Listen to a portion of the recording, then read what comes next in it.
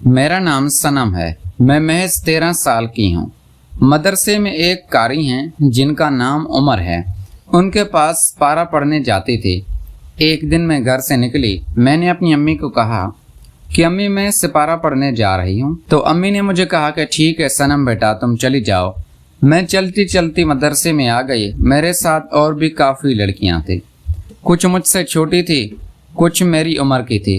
मैं नई नई जवान हो रही थी और मैं दिखने में बहुत खूबसूरत और मैं थोड़ी सी हटमुट भी थी। भरा भरा जिस्म था। मेरे जिस्म से तो मैं जवान ही दिखती थी क्योंकि सीना भी मेरा उभरा हुआ था और मेरे लंबे लंबे बाल थे।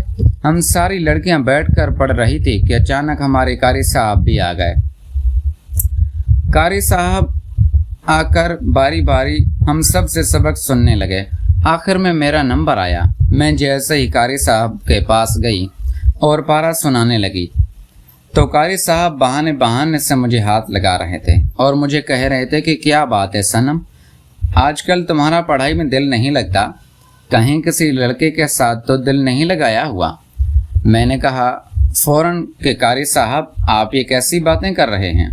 आप जो सबक मुझे देते हैं मैं याद करके तो आती हूँ। अभी भी जो आपने सबक मुझे दिया था वो मैंने आपको सुना दिया है। मेरे गाल पर चुटकी काट कर हंसने लगे और कहने लगे मैं तो मजाक कर रहा था।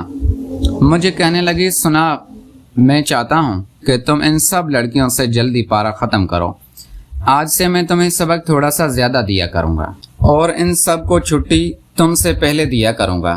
तुम थोड़ा देर से जाया करो ताकि तुम जल्दी इनसे पहले पारा ख़त्म कर लो। मैंने कहा ठीक है कारी साहब, मैं भी चाहती हूँ कि मैं जल्दी पारा ख़त्म करूँ ताकि अपने घर वालों को खुश कर सकूँ।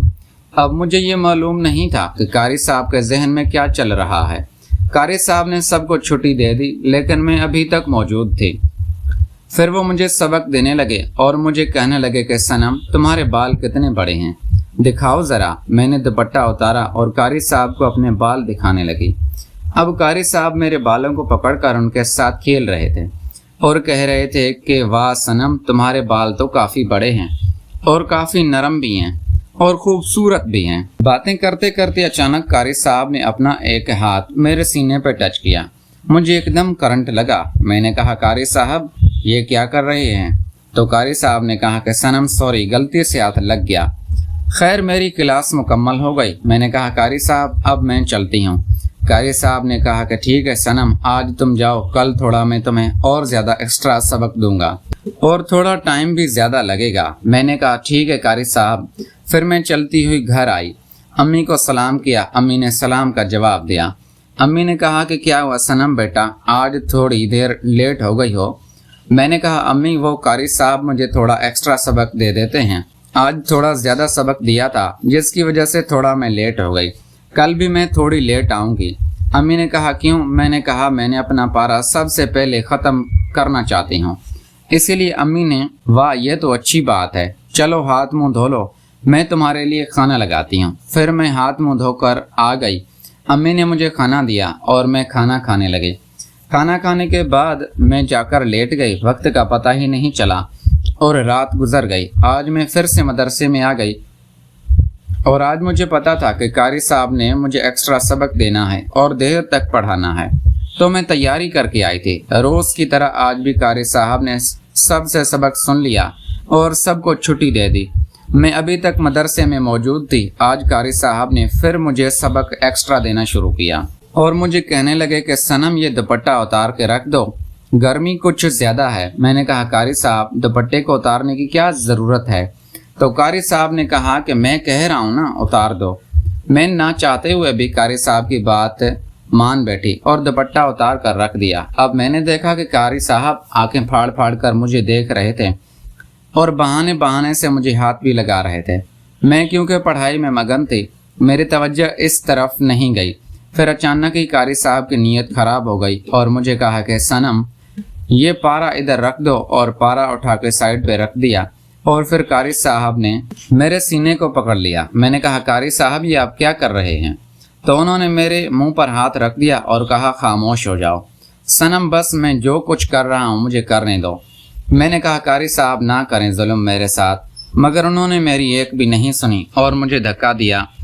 मैं फर्श पे बिछ गई और कारी साहब मेरे ऊपर थे। तकरीबन 30 मिनट तक मेरे हर हिस्से पर हाथ फेरते रहे। जब मैं बिल्कुल ही आपे से बाहर हो गई तो उन्होंने मेरा सब कुछ हटा दिया। अब क्योंकि मुझे होश ही नहीं था, कारी साहब ने भी अपना सब कुछ हटा दिया और मेरे साथ शुरू हो गए।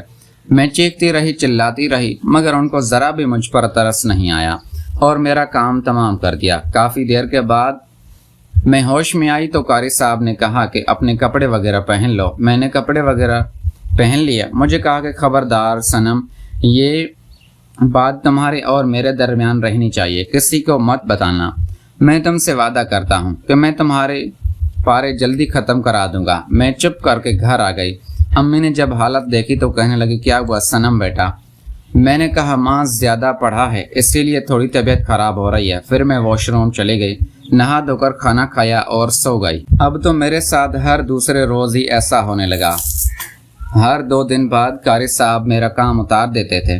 पहले तो कुछ दफ़ा मुझे अजीब लगा, फिर मुझे भी इस चीज़ की तलब होने लगी। मैं कारी साहब को खुश करती थी और कारी साहब मुझे खुश करते थे।